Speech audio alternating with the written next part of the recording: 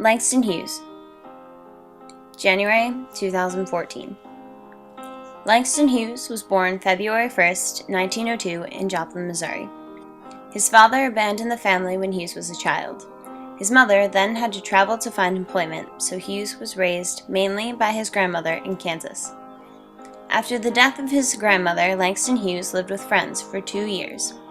Soon after, his mother remarried and moved to Cleveland, Ohio. Hughes joined her to attend high school. In high school, Hughes wrote for the school newspaper, served as yearbook editor, and wrote short stories as well as dramatic plays. After high school, he lived in both West Africa and later in Europe, working odd jobs. In 1924, he returned to the United States and worked as an assistant to Carter G. Woodson at the Association for the Study of African American Life and History. Later, he met Vachel Lindsay, an author who established Hughes as a legitimate poet. Langston Hughes' first book of poetry, The Weary Blues, was published by Alfred A. Knopf in 1926. In 1929, Hughes moved to Harlem. A year later, his first novel, Not Without Laughter, was published and won the Harman Gold Medal for Literature. Recurring themes throughout the rest of Hughes' works include colorful portrayals of Black American life in the 20s to 60s. The eventful time period between the 20s and 60s carried both racial and political tension that greatly impacted the creative and revolutionary work of Langston and many other artists of his time. The Harlem Renaissance, also known as the New Negro Movement, began in the 1920s and was centered in Harlem, New York. The Renaissance was started by a generation of African Americans who lived through the gains and losses of the Reconstruction period following the Civil War, as well as people from the Caribbean who moved to the States in order to seek a better life. These individuals based the Renaissance on the idea that receiving education and creating literature, art, music, Black Americans could overcome racism. A few of these influential leaders include Langston Hughes, W.E.B. Du Bois, and Marcus Garvey. Numerous groundbreaking plays, poems, novels, and other artworks were produced during this time. Artists like Hughes revolutionized the literary and artistic world by discrediting common stereotypes about African Americans. For example, 3 Plays for a Negro Theater by Ridgely Torrance, a white playwright, was the first play to feature Black actors in a society that previously used blackface to portray African American characters. The father of Harlem radicalism was Hubert Harrison. Harrison founded the Liberty League as well as the first newspaper of the New Negro movement known as The Voice. Several common themes of works produced during the Harlem Renaissance were Christianity's role in African American lives, the experiences and effects of slavery, Pan-Africanism, effects of racism, oppression from white American authority, and how to convey the modern Black American's life in northern cities. Several white supporters of the Harlem Renaissance played a crucial role in the careers of many Black artists by using their connections and places in society to open doors for more Black authors, poets, artists, and musicians, by allowing them to publish their work for a nationwide audience, thus legitimizing their work and talent and gaining respect from America. African American advocates like Vachel Lindsay helped Langston Hughes gain prominence in the literary world. The Harlem Renaissance laid the foundation for the African American Civil Rights Movement. The African American Civil Rights Movement lasted from 1955 till 1968. Its key leaders include Bayard Rustin, Andrew Young, James Farmer, John Lewis, Malcolm X, Rosa Parks, and Dr. Martin Luther King Jr. Fighting for rights. In 1954, the groundbreaking Brown v. Board of Education of Topeka, Kansas case declared racial segregation in schools unconstitutional.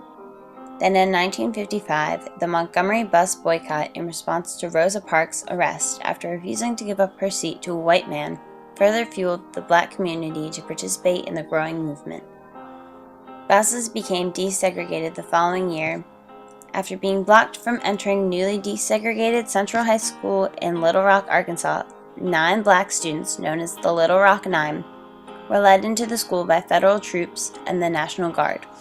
Not before long, the Students' Nonviolent Coordinating Committee was founded, providing black students with a way to protest with nonviolence. In 1962, race riots broke out after colleges in Mississippi were desegregated, so President Kennedy was forced to call federal troops in to appease the situation. Similar riots broke out at other newly desegregated colleges in Mississippi. The following year, 1963, Dr. Martin Luther King Jr. was arrested during anti-segregation protests of Birmingham, Alabama, when he wrote his famous letter from Birmingham jail advocating nonviolent civil disobedience. Later that year, 250,000 people participated in the March on Washington, the largest demonstration at the nation's capital to date. In 1964, President Johnson signed the Civil Rights Act prohibiting discrimination of all kinds based on race, color, religion, or national origin. Soon after, 50 protesters were violently attacked by state troopers at a peaceful demonstration led by Dr. Martin Luther King Jr. at Pettus Bridge in Selma, Alabama. Dr. Martin Luther King Jr.'s peaceful demonstration that soon turned into a violent attack from state troopers, also known as Bloody Sunday, became the catalyst for Congress passing the Voting Rights Act of 1965, making it easier for Southern Black Americans to register and vote by removing previous literacy tests, poll taxes, and other requirements. Numerous race riots urged the Black Panthers, a military party aimed at armed self-defense against local police, into existence. In 1967, Thurgood Marshall is appointed to the Supreme Court as the first Black Supreme Court justice. The civil rights activist community suffered a great loss and key proponent after the assassination of Dr. Martin Luther King Jr. in Memphis, Tennessee on April 4, 1968. 1 week later, President Johnson signed the Civil Rights Act of 1968, prohibiting discrimination involving the sale, rental, and financing of housing. The past several decades were an era of racial tension and protests for the betterment of mankind. The Harlem Renaissance and African American civil rights movement provided an elevated platform for artists and activists much like Langston Hughes to communicate their message of unity and freedom to the nation. Artists like Hughes eloquently portrayed the struggles that African Americans faced in a way that allowed people of all racial backgrounds and ethnicities relate to one another. Their efforts were acknowledged as nonviolent protests that brought awareness to the racial injustice and ignorance occurring in the nation at the time. Poems by Langston Hughes. Still here. I've been scarred and battered, my hopes the wind done scattered. Snow has frizzed me, sun has baked me, looks like between 'em they done tried to make me. Stop laughing, stop loving, stop living, but I don't care, I'm still here. Still Here was a poem written by Hughes as a way to express overcoming struggles and hardships. The poem uses iambic pentameter, rhyme, and symbols. The opening lines, I've been scarred and battered, my hopes the wind done scattered, depicts what the person has been through. Since the poem was written during a time when African Americans were just starting to fight for civil rights, the speaker of the poem is most likely an African American. The next line, snow has frizzed me, sun has baked me, deals with the conditions slaves endured. After that, the line, looks like between them they done tried to make me, metaphorically discusses how the struggles in life can make or break you. Stop laughing, stop loving, stop living, but I don't care. Tells how after multiple challenges, people toughen up and the problems impact them less. The final line of the poem, I'm still here, is basically a triumph that the speaker has survived all of the challenges and struggles. It's a statement of hope, claiming that nothing could break their spirits.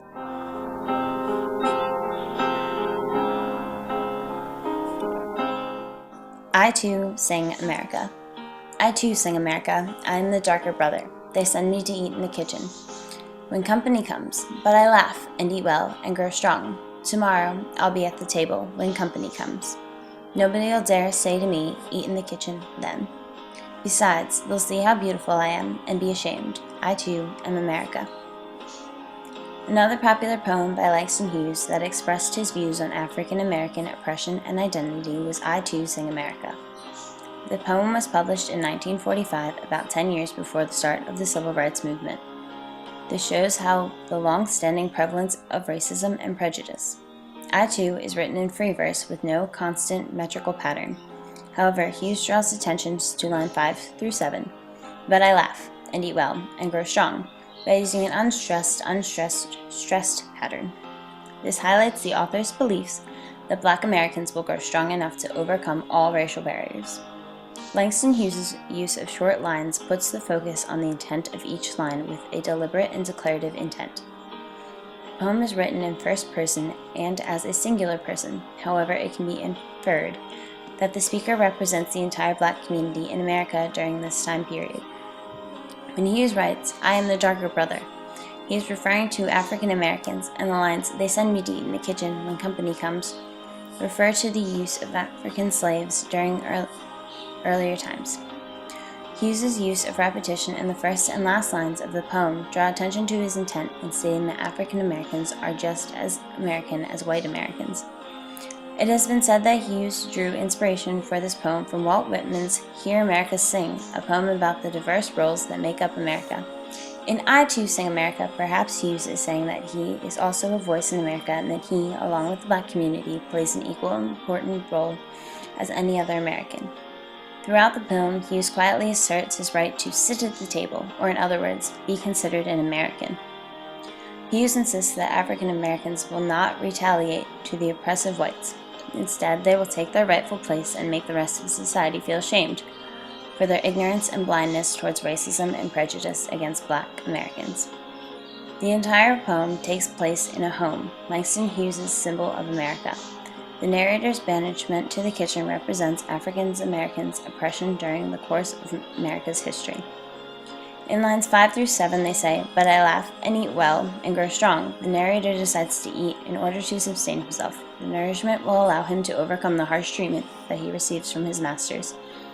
Hughes is telling African Americans to continue to work hard and persevere, because eventually the white men will see how much the Black community has to offer, and they will feel guilty for the way they oppressed them. When the narrator is able to eat at the dining table, Hughes is expressing the day that African Americans finally achieve racial equality.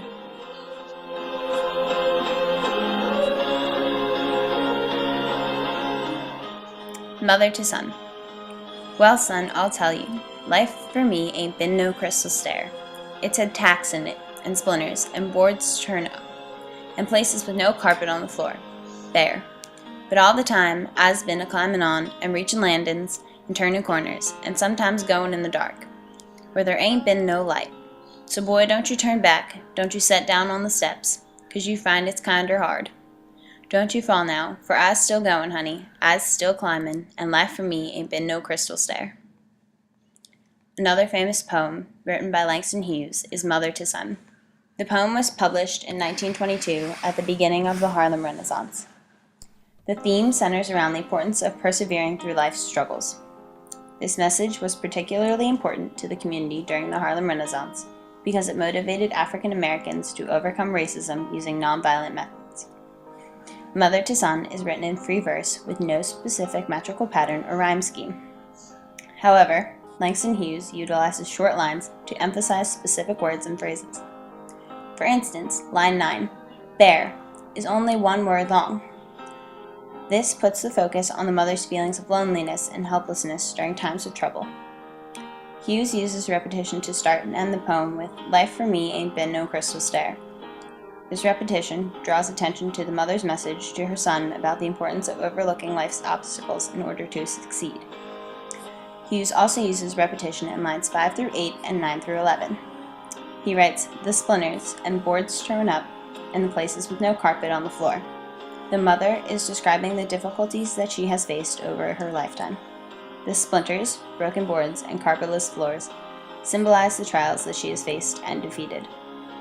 Later in the poem, Hughes writes, "And reachin' landin's, and turnin' corners, and sometimes goin' in the dark," to describe the mother's determination to not give in to life hurt. The repetitive use of "and" creates a feeling of climbing stairs.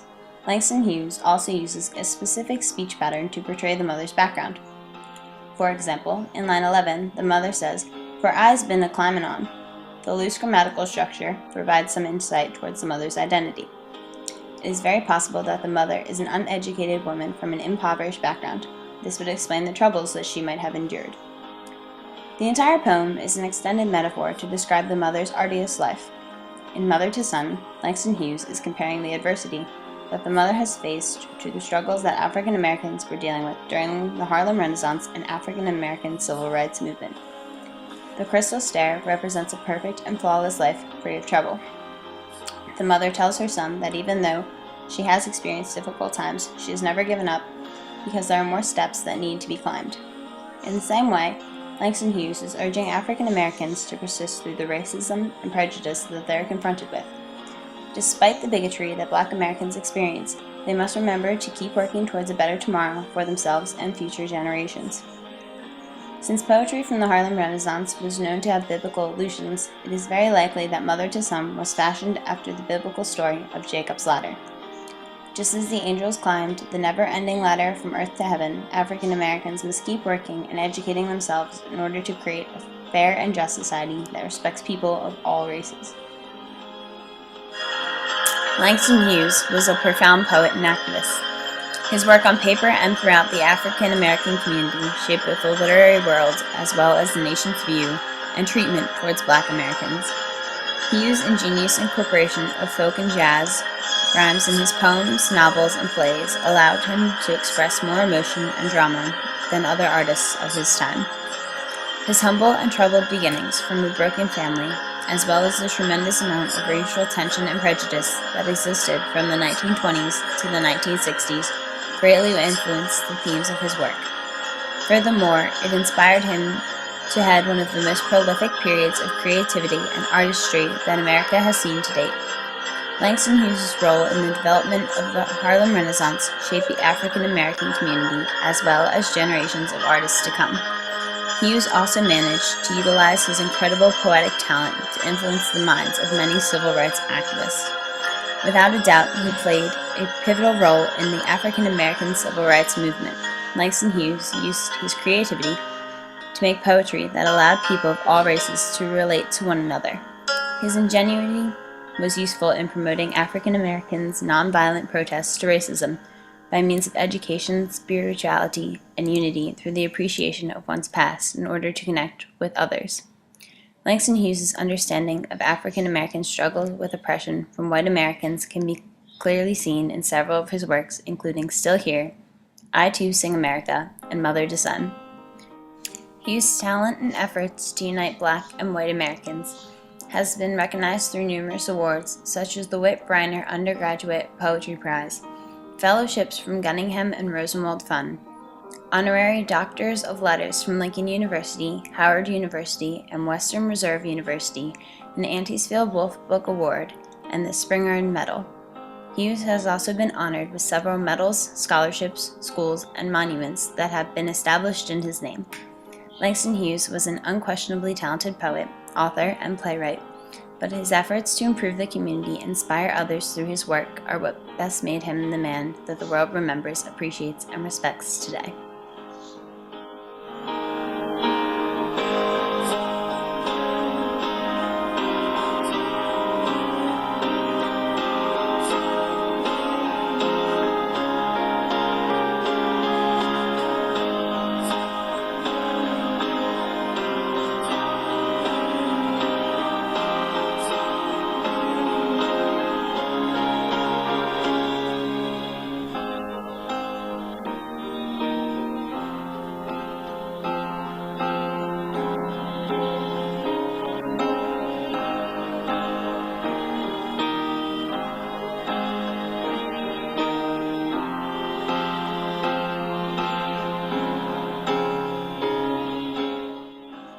iMovie, Woodruff and Mammon present a Woodruff and Mammon production in association with iMovie.